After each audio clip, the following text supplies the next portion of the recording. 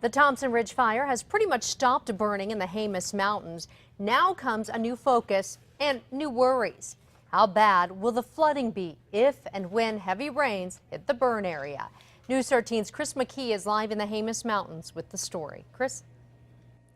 Jessica, the Thompson Ridge fires burned about 23,000 acres of the Valles Caldera National Preserve. Well, now fire officials are especially concerned with some of the areas that have been left with severe burn scars. Two main areas that their crews are focused on are the headquarters of the Valles Caldera's Historic District, where there are several historic cabins, also the Sulphur Creek Elk Valley subdivision with several homes. Both those fires were heavily burned and have steep slopes that funnel water through them. The burned area response team is now putting together its final treatment plan. These mountains are no strangers to fires and the floods that follow. 2 years ago, monsoons following the Las Conchas fire blackened the Jemez River and Rio Grande with ash.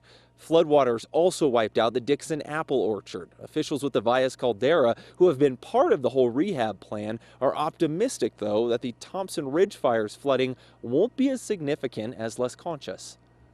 We're very optimistic that the recovery will be quicker, that there'll be less ecological damage and a quicker and stronger recovery. Most of these forests are mixed conifer forests, spruce and aspen forests that are, they've adapted to even small amounts of severe burning.